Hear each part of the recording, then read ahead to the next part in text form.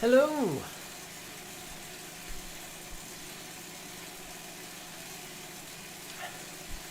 Welcome back. Live stream! Sounds like I missed out a word there. Welcome back to a live stream, not welcome back. Live stream. I meant welcome back.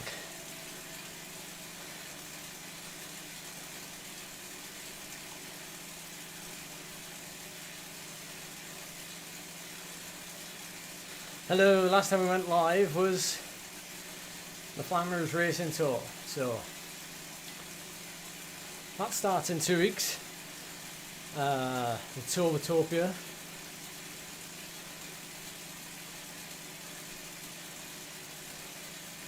Still undecided if I'm going to do it.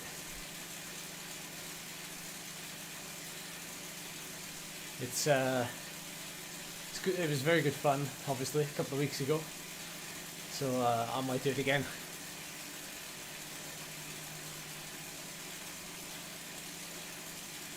Hey Lee, thank you. Joel, Jesse, Lee, Zwifty Zwifter, thank you.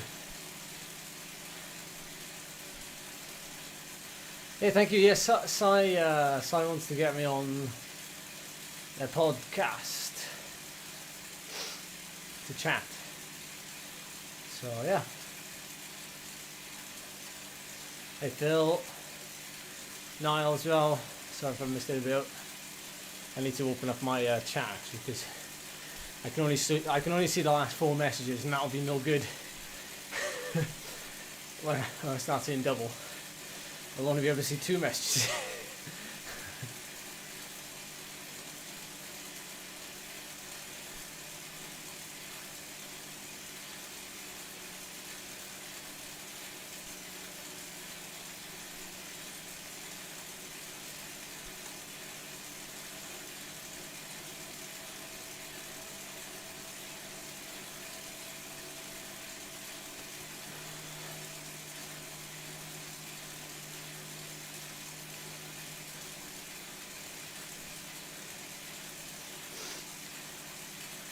When am I going to spank that feather Donny? What does Donny mean?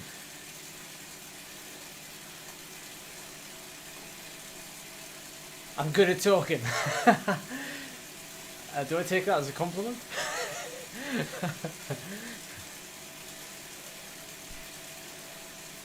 As an introvert, I think I'll take that. Thank you.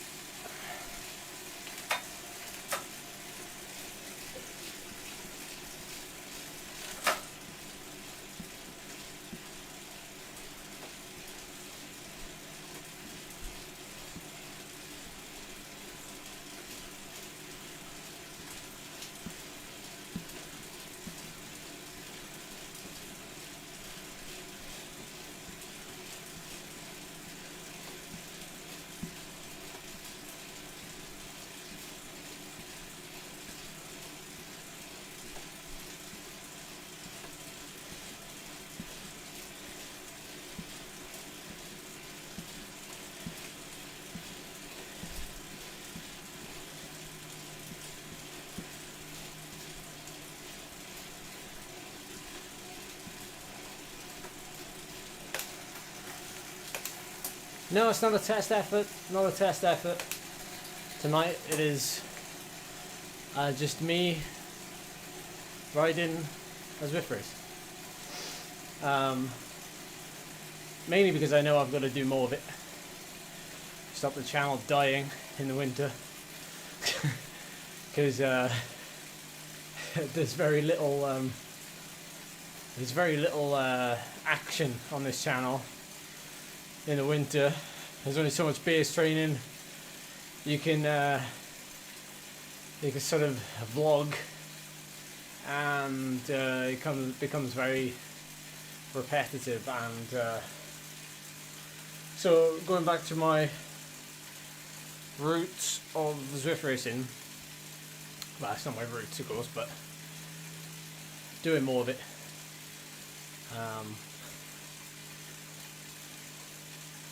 But with no pressure.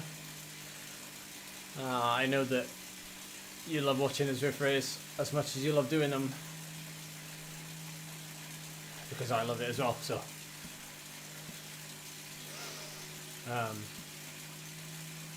I did see I think I saw a question really far back in the chat. What's the plan? Is racing a part of your base training, or am I missing something? Yeah. It's definitely, well, you know, it can still be a part of it, you know, like, all jokes aside, as long as you're not absolutely plastering yourself to the wall, then there can be a place for it. We've spoken about it like numerous times.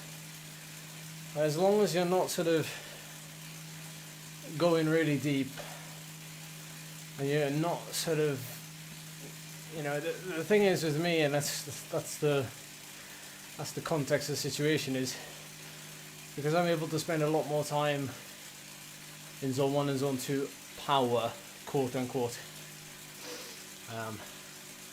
doing races than maybe most people, then that's where I can fit in quite well. But as soon as I start to go and doing a lot of orange, red efforts in that Zwift graph, because the thing is, this time of year, you know, my repeatability is shocking. I'm probably good for one effort and that's it. And you know, there's a lot more important things to work on. Zwift racing is very unstructured, of course. It's very difficult to form a plan when you don't know what that race is going to bring, unless of course you know, like this course today for example, you know, we know we've got a flat-ish run in. We've obviously got to do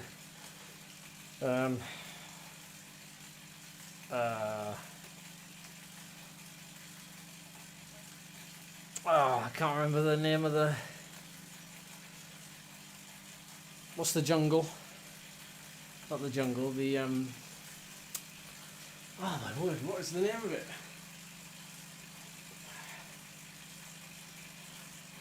Titan's Grove. Oh, there we go. Jinx. Titan's Grove, because you've got to do that, that's obviously not completely steady state unless nobody races there. But then, you know, you've got a purpose-built threshold effort to do right at the end. So the way that I've built this into today is that ideally I would have done more this morning, but it was absolutely horrendous weather, so I only did 90 minutes on the road this morning of maintenance, and then I've jumped on now this evening. But ideally I would have done more. And I'm trying to do a lot more hours this week than the last 2 weeks before we get into Christmas, so I'm aiming for at least 20 hours of riding this week, and maybe 2 gym sessions, so my intensity on the bike will be relatively low. Well, it will be low actually. So yeah, so this is the way this race, the way in my head, the way I see it is, I'll do that endurance this morning, I'll do a little bit of a warm-up, although ideally I would have liked maybe half an hour before this event. I'll do an hour now, and then tomorrow I'm going to get up early. I'm going to do a massive endurance ride tomorrow. I'm going to do about 5 hours in the morning, and then do another session in the evening, and it's about stacking those as consistently as possible to keep building those hours this week. So this tonight won't be, although I'll go very deep obviously on the climb, it's just one effort and it's 15 minutes, so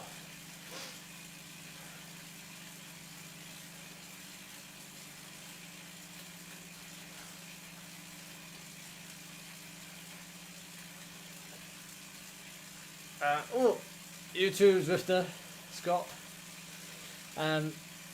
random question: It's not so random. When a World Tour rider transfers teams, do they also change their coach, or does each rider have their own coach independent of the team? Yeah, we don't hear much about that, do we? I would say it depends on the rider. Someone like Tadej Pogačar, for example, he would definitely have the same coach wherever he goes. I think if you're quite low down on the pecking order, I think you would. I think it would be difficult. I think it's highly likely that you would be given the coach on that team. But obviously, there'll be more than one coach on that team. You know, there might be 5 performance managers on that team. I know a performance manager on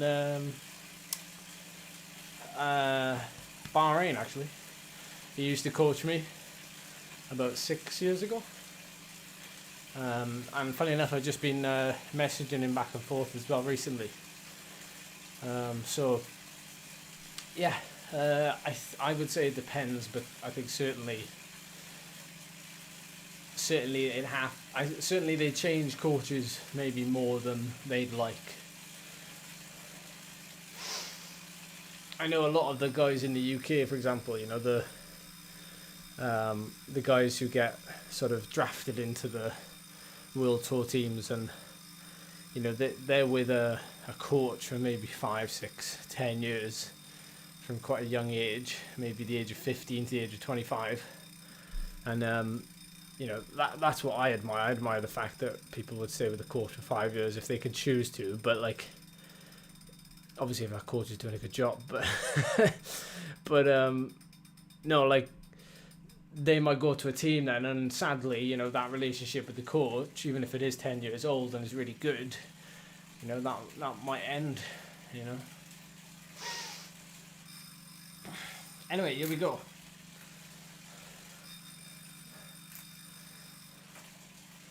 Climber's Gambit. 5, 4, 3, 2, 1.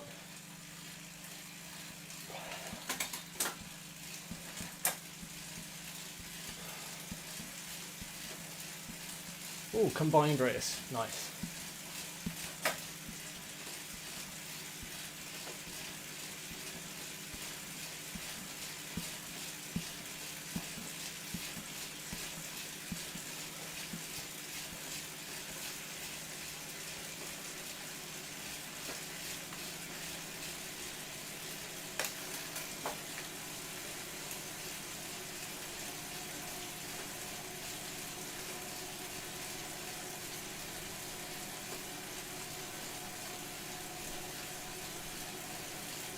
Oh, we got power-ups.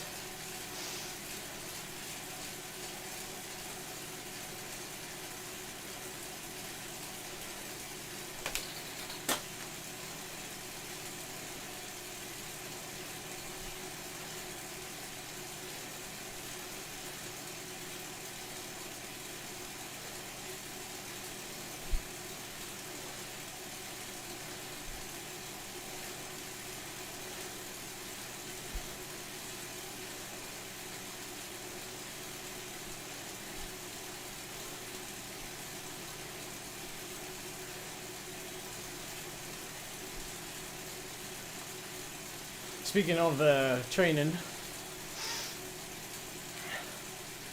I've noticed some really positive changes to my own riding recently. So last 2 weeks I've averaged about 17 hours on the bike, and done very little intensity. Obviously I did the Flammers Racing Tour, but off the back of that I've just done very basic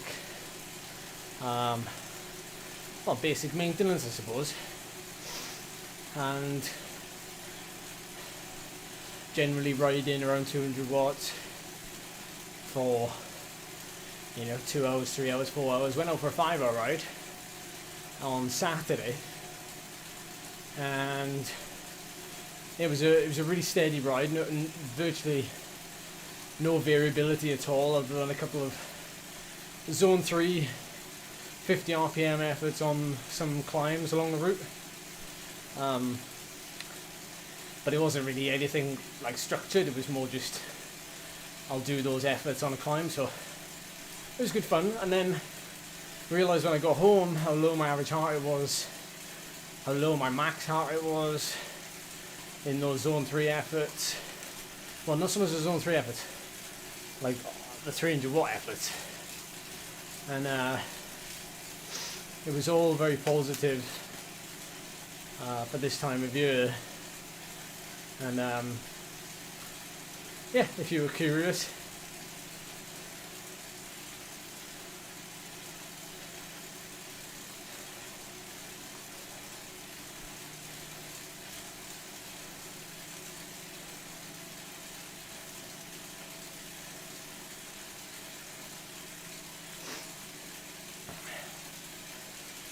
it's a hill finish, Josh, yes.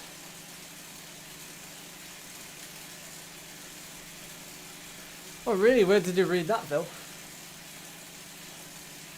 Good luck to him, that's all I say, good luck to him.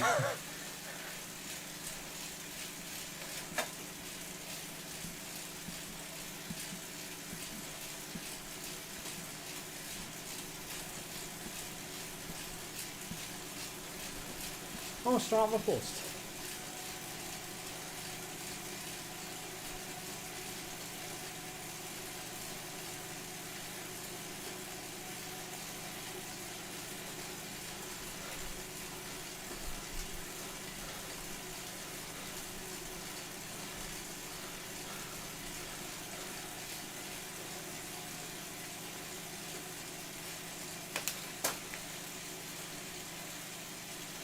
We have another Batmiller rider in here, I have noticed. Hey! Oh, sadly that... Oh no, they're not in the kit. Need to sort that out. Get the kit magicians on.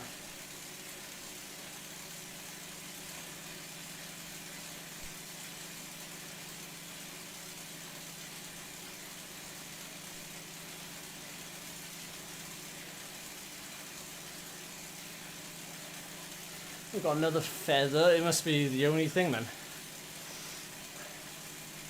The only power up on a climbing race, ironically.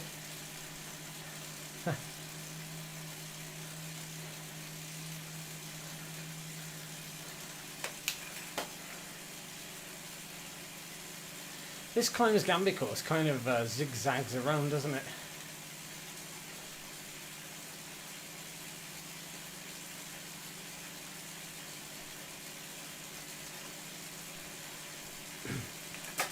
I have to say, chat, absolutely mesmerising seeing how many of you are watching the final stage I live streamed of the Flanders Racing Britannia Tour. And we nearly had 600 people watching live, and that was mind-blowing.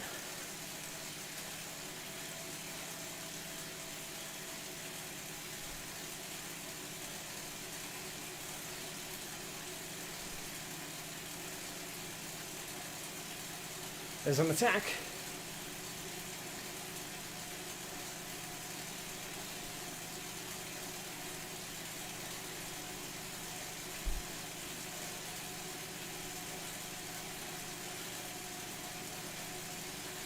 I saw the Zwifter, he set a PB up after Zwift.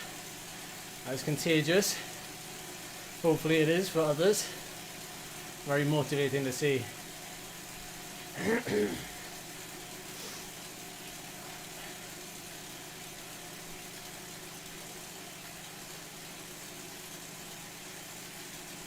Now then, so we go up that little climb. Looks like we do.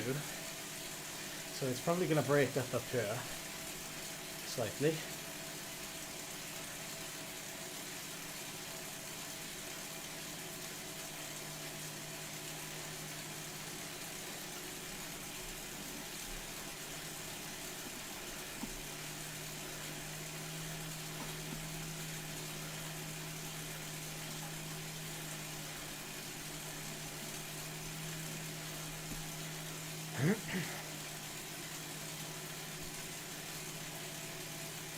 Yeah, I thought it might be. Thank you for the clarification.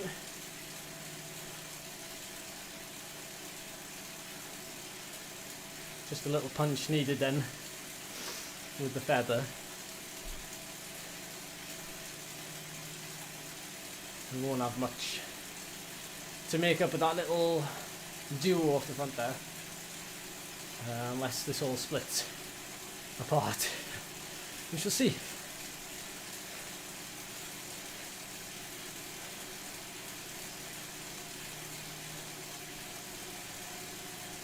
I might as well keep hold of this one then. The two have got together up front.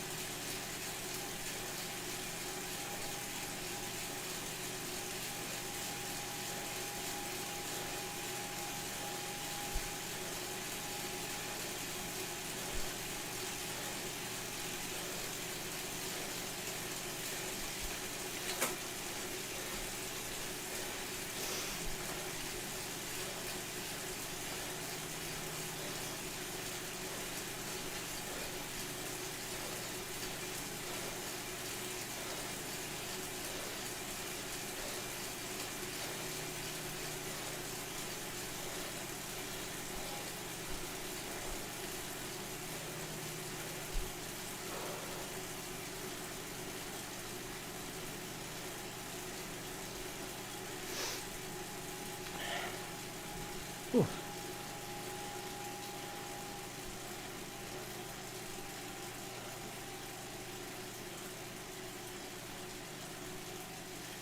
Your wish is my command, Phil. Although I'm not Santa, so.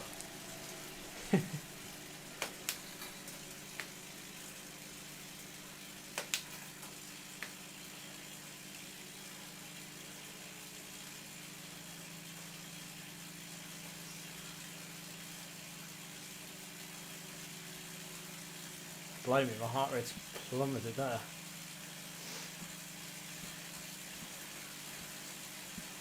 My fan switched off. That's not what you want.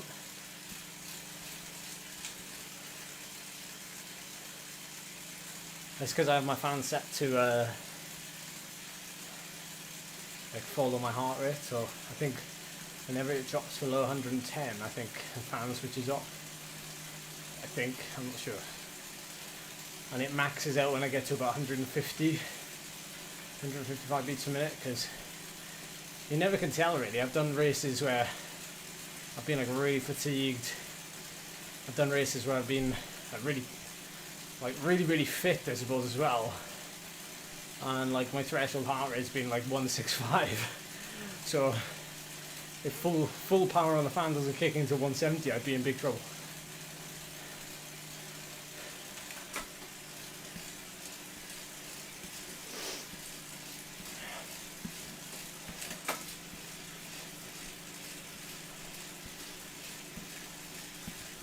Yeah, it does work, yeah. Works well.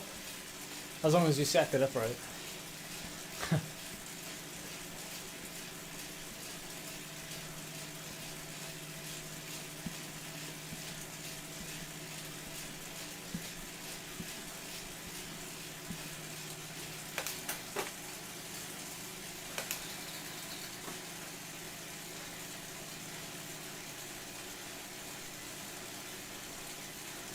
You know, saying we don't get a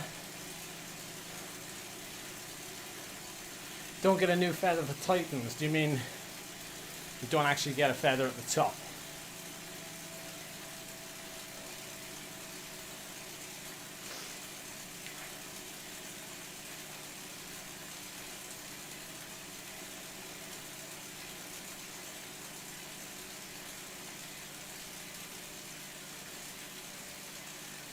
I tell you what, speaking of overheating on the turbo,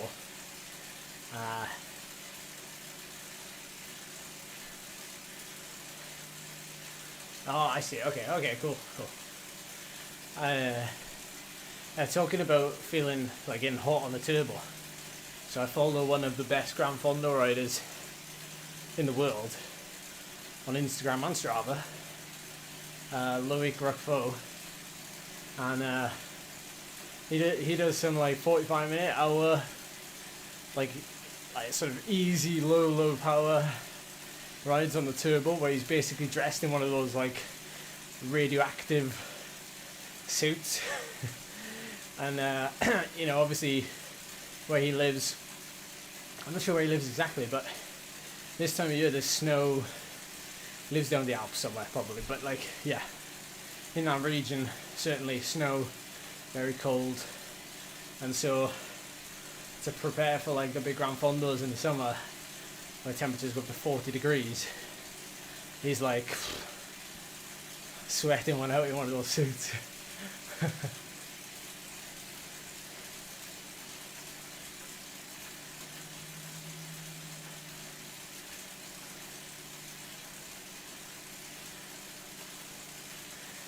Yeah, I mean, you know, it works to a certain extent, doesn't it?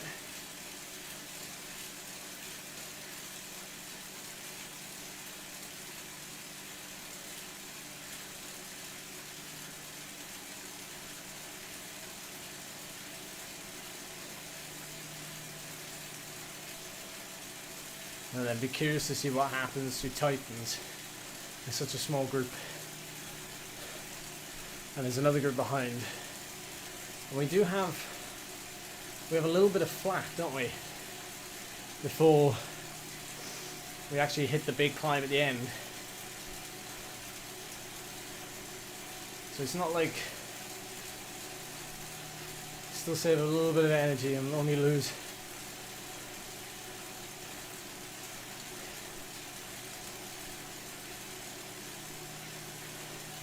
You just always have to concentrate through Titans.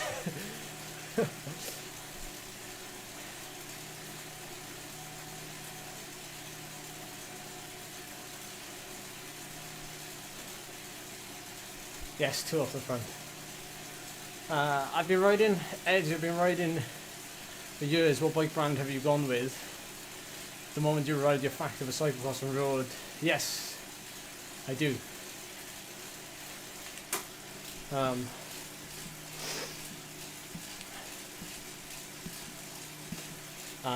And I approached them. I'm very lucky they said yes to the terms. Yeah, they didn't approach me. In fact, I've never had a bike brand approach me.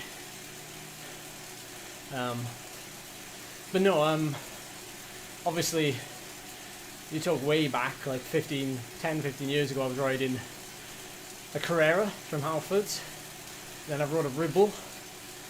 And then, well, first I very started on a Peugeot, actually. Peugeot road bike. And then after Ribble, it was a Giant with a local bike shop. And then after that, I signed for Rafa and we rode Condo bikes. And after that, I rode Zwift bikes, and then to Forcy, and now Factor. So quite a few bikes actually.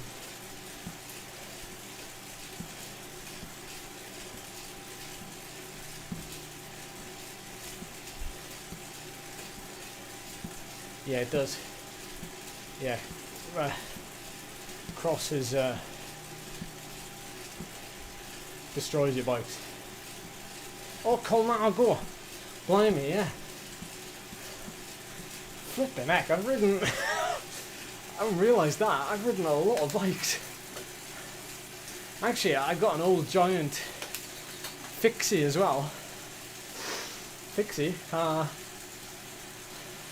Planet X. I've ridden a Planet X time trial bike. Wow. That's a lot of bikes considering for the majority of that period of time like 6 or 7 years, I was riding. What was I riding? I was riding the Condo.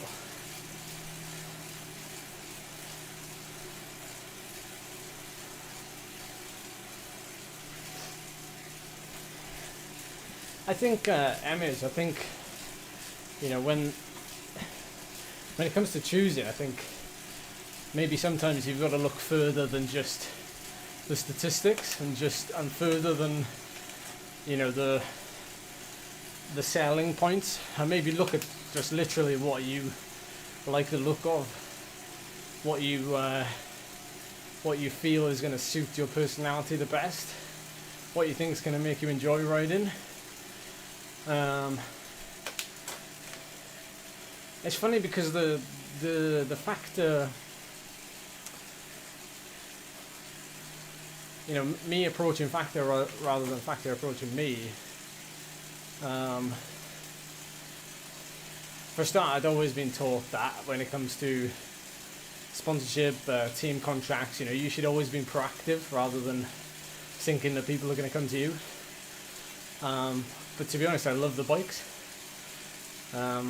There's a reason why I reached out, and I certainly haven't been disappointed.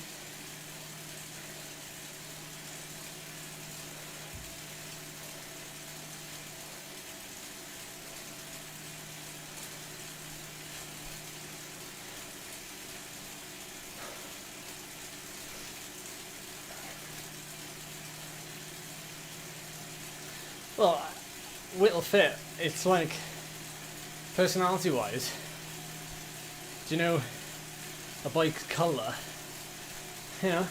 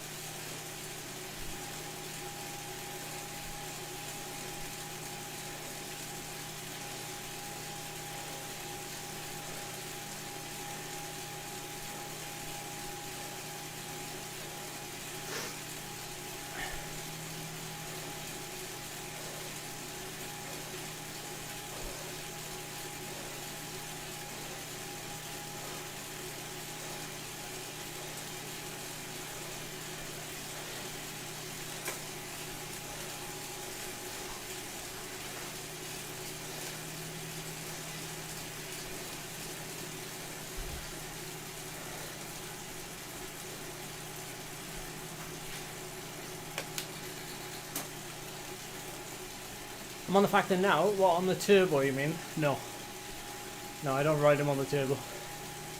Mainly because it's such a faff. Because of where we are in this room and like very limited space.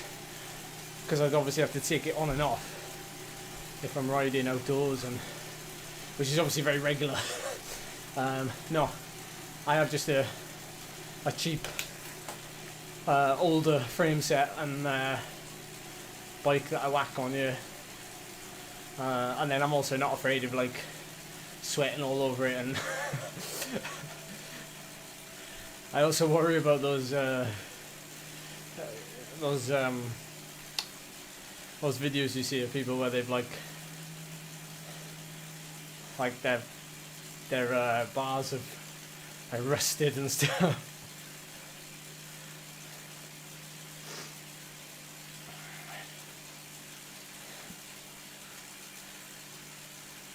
Do I have a power meter on my turbo bike? Yes.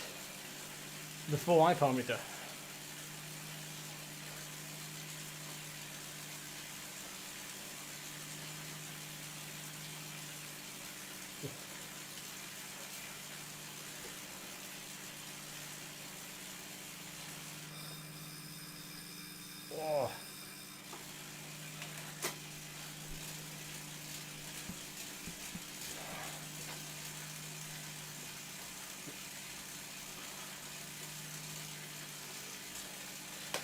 if you're enjoying the stream, please like the video. Really appreciate it.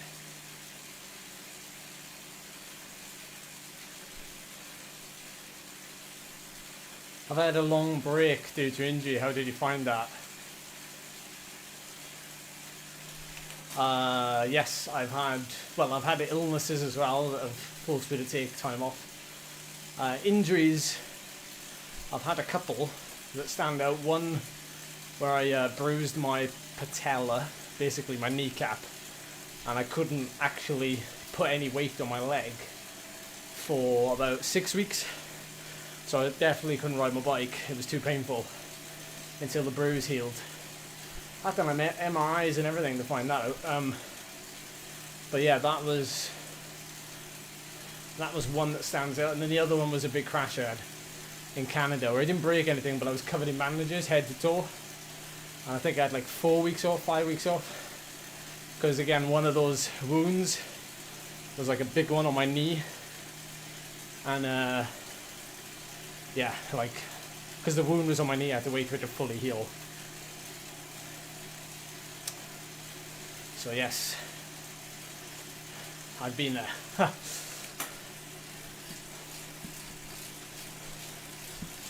In terms of how I found it, I mean, you know, obviously at the time you're absolutely devastated, and then you wonder like how you're ever going to get back to the fitness, and you're going to lose all your fitness. But the truth is, you know, after about 4 or 8 weeks of riding again, as long as the injury wasn't like super severe in terms of like a broken bone or, you know, on your lower half, it can certainly come back quicker than you often imagine.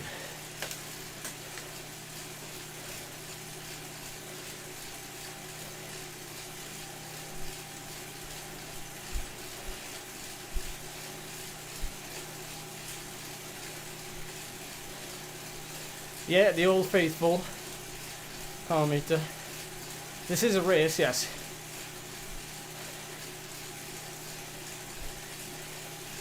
The same way a 200 kilometer flat Tour de France stage is a race until the last 10k.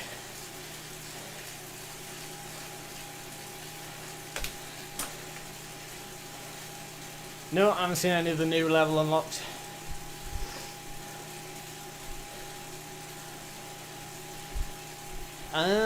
Thomas Perrin. I'm sure of the name, I think. I'm not sure from where though. I use the Kickr power for all of my Zwift riding. There's about a 10 watt difference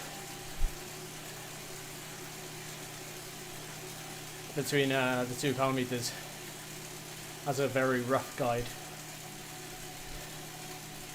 Evening, Kev. Hey, Chris. Hope you're good. Yes, I'm good. Hope you're good.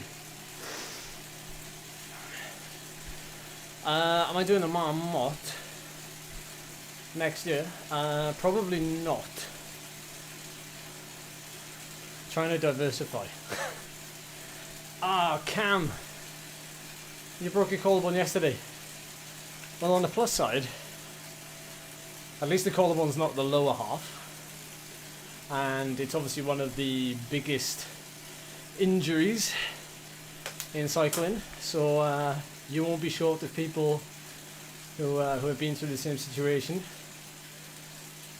You know, but at the very least, if there's any consolation, I caught somebody who actually broke his elbow a couple of weeks ago, and he obviously had his elbow put in plaster, which is a little bit easier, granted, than a collarbone, but was back on the bike after around about 7 days.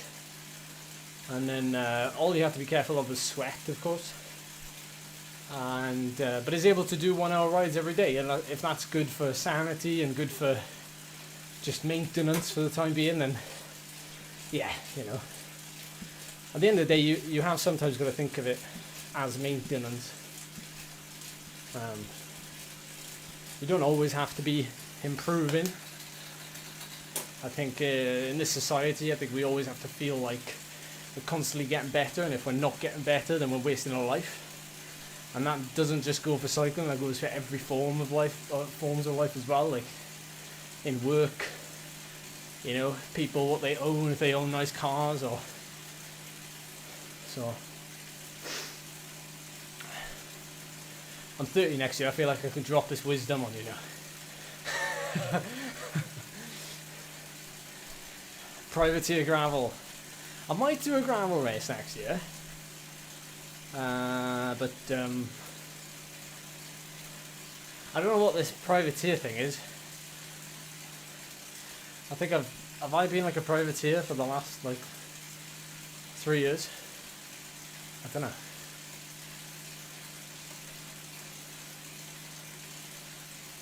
It seems like that term has been a recent thing.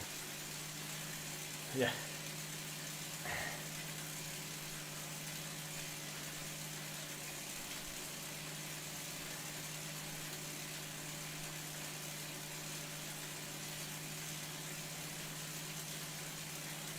Prototype privateer. It's getting more and more confusing. Oh.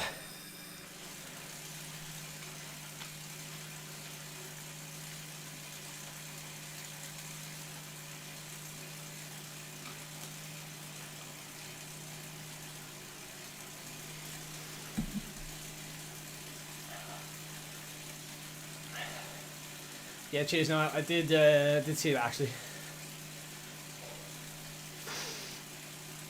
And there's one in North Wales. Yeah, there's a UCI gravel event in North Wales actually. It's hilly AF, so it appeals to me.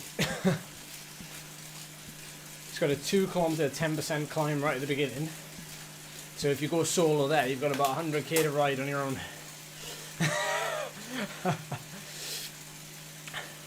Not that I intend to absolutely cane a 2 kilometre, a 10% climb right at the beginning of a 100 kilometre gravel race.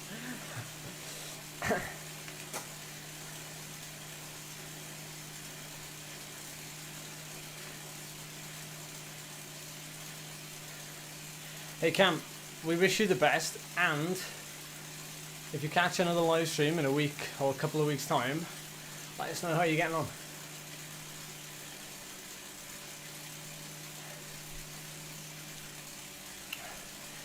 To give you some sort of context, that gravel race, you know, the really hilly one in North Wales, you know, I've done a 100 kilometre ride, gravel ride, with a little bit of road in there as well, last week, with about the same amount of climbing, and I averaged like 18 kilometers an hour. Now obviously in a race you're going a bit harder, but like I don't think it's going to be a very fast race.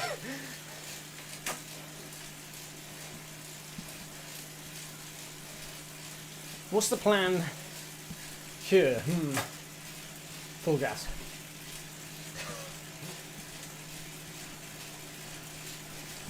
Now this is going to be a long way, this, isn't it? If you're going to the very top, it's going to be a big effort, a long effort.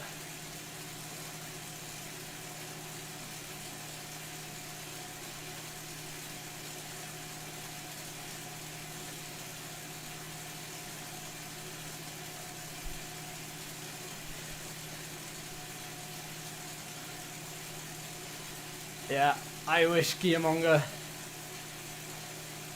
If only I had a bit of I could afford to go there, but we'll see. Big move already.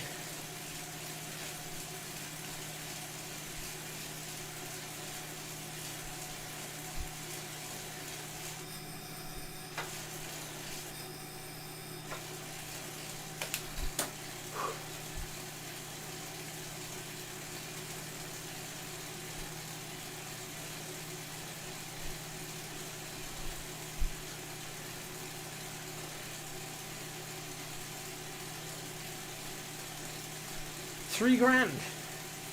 Oh my word.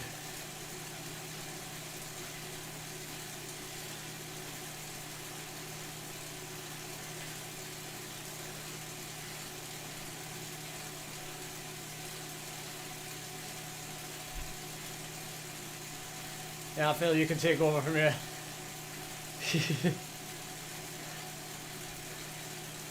Everyone's in a line. Find a bit of rest.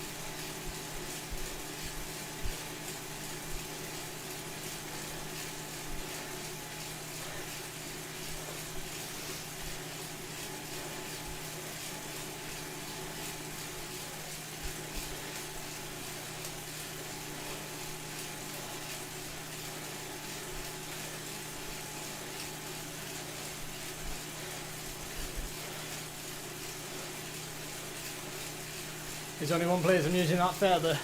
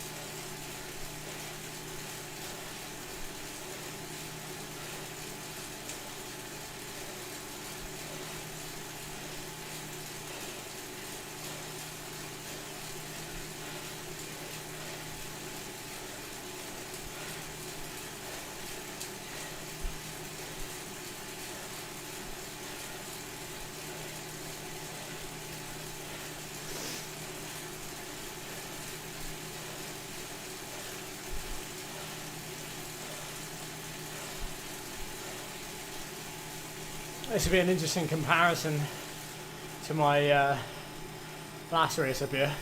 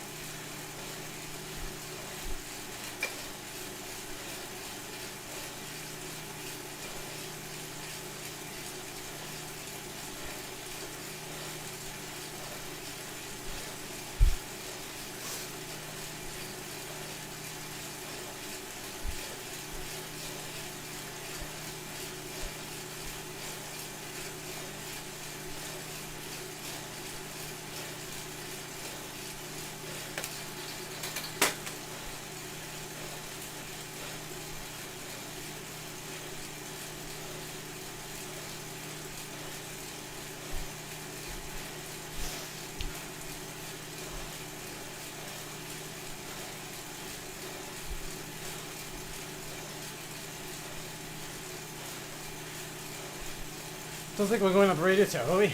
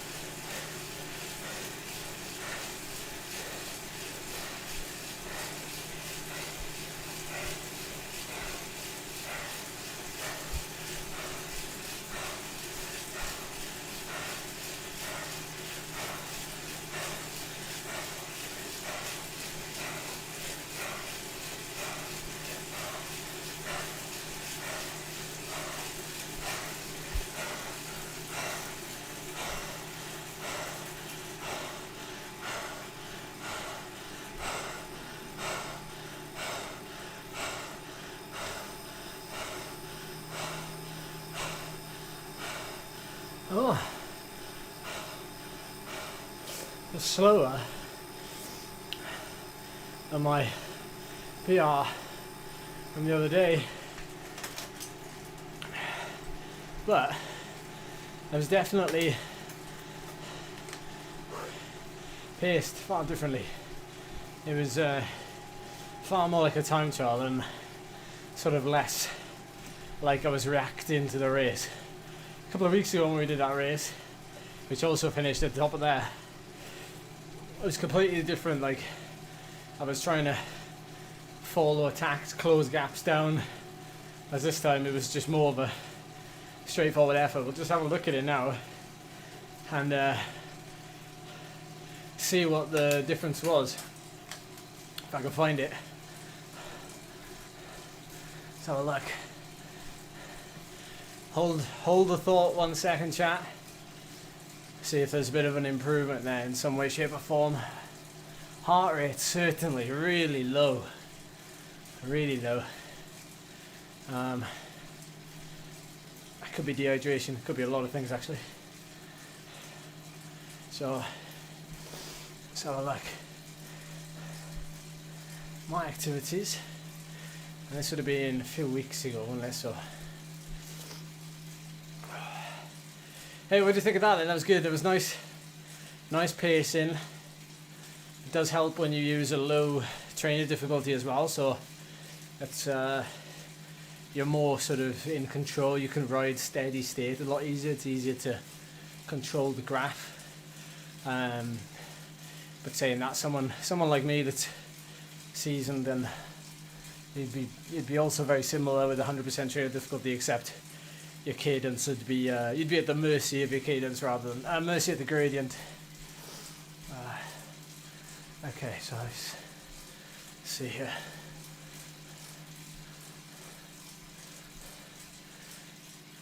So Climbers Gambit, there we are. Wednesday the 22nd of November, so it's almost a whole month ago. Very similar effort on this final KOM, except I think I finished a lot stronger, but I started off easier.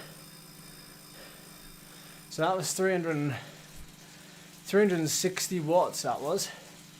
This is the exact same course actually. So 360 watts, 367 normalized for 40 minutes and 52 seconds.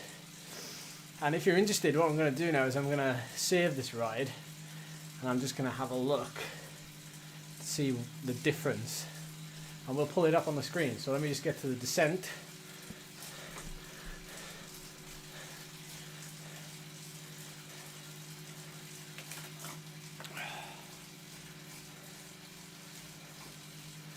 It's a shame we have to talk about cheating in the chat, but there we are. Thank you, Ethan. Sorry I missed it there because I was having a look through the thing. So let's just get here. All right, let's have a little look then. Turn my Let's have a look, see if I can get it up on the screen for you to see as well. So let me just grab Strava. Alright, let's see this right, and then we'll do a comparison. So yeah, obviously like really good pacing there, and then bang. So yeah, less power, but the curious bit will be heart rate. That'll be the curious bit, so I'm gonna pull that up now on Strava, and for some reason I'm logged out, so 1 second. It'll be worth it, I promise.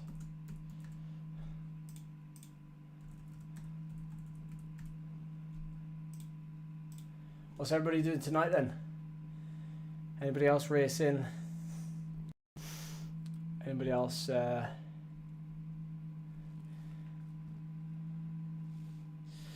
you'd love to see a video on?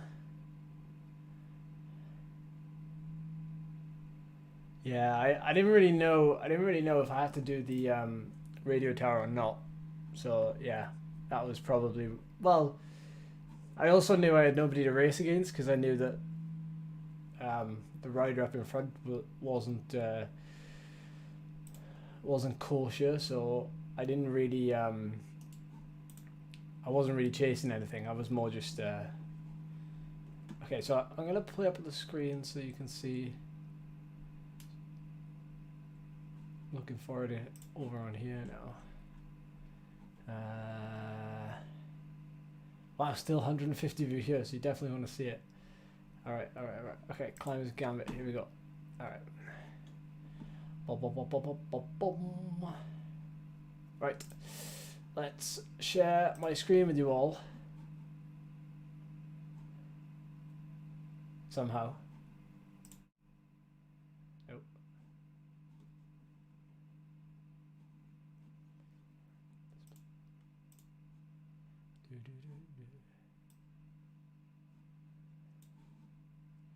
One sec. There we go. Right. Okay, you can see what I see. Good. Okay, so this is tonight. So we're gonna look at that, and then this is a couple of weeks ago. Same course. 14 minutes and 52 seconds. 367 watts normalized, and I did ease off a little bit at the end. So if we're looking at power, obviously time, I'm about 30 seconds slower, but power wise, 351 normalized versus 367, so 16 watts difference, but heart rate is yeah, massively different. 174 max 189, 157 max 173. So volume is currently working. No surprise there. If we look at the first section, which is probably going to be much more controlled because again I wasn't chasing anybody, there's still a similar difference, 342, 358 ish, so still a similar difference, but 170 and 155, so yeah, that's pretty sizable. Obviously numerous factors play into that, so you probably can't extrapolate too much from it, but in terms of overall trend, if you're looking at over time, then that's where it can really help. So that's the effects of Flamme Rouge Racing week, because this was before, this effort here was before that. This was after my break after the British Hill Climb Champs, and obviously this is after the Flamme Rouge Racing Series. It was a far easier race to the bottom as well, actually, but also some of the training I've been doing. So positives, maybe I've just realised, can you even hear me? Can you hear me? Yeah, you can hear me. Oh, wrong one. Yeah, so there we are. Yeah, it was a much easier race to the bottom, but that there's still lots to learn from that, to be fair. Nice one. Alright, thanks for tuning in, everybody. It's been a good stream. I enjoyed the race, and now I'm gonna get some food. So thanks for tuning in. If you're interested in coaching, you can contact me, laverackcoaching@yahoo.com. Subscribe if you're new, and make sure to like the video before you head off. That was the green button at the bottom. The bottom of where? Bottom of the PC. Spotify. WhatsApp. Streamlabs.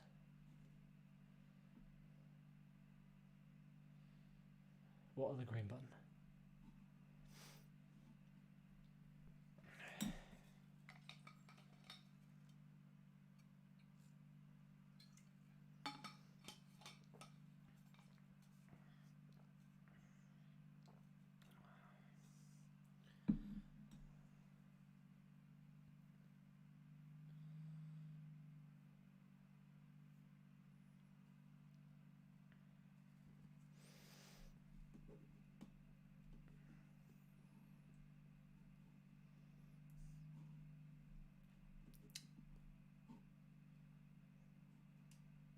Oh, that.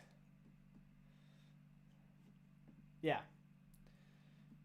Yeah, well, mine, I would guess, is not really set properly. Although...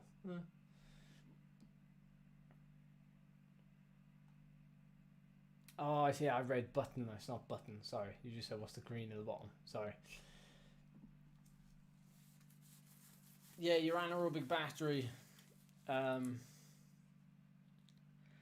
Wouldn't pay much attention to that. Not for something like this, anyway.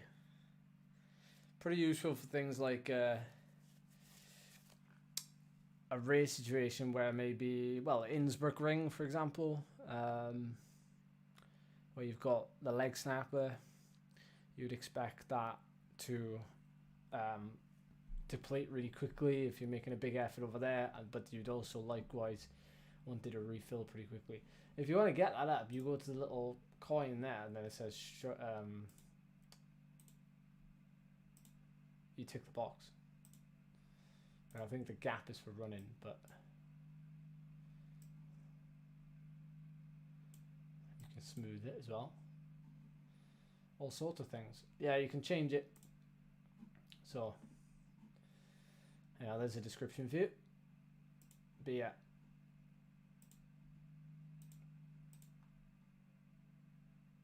It's pretty good actually, yeah, it gives you descriptions and stuff.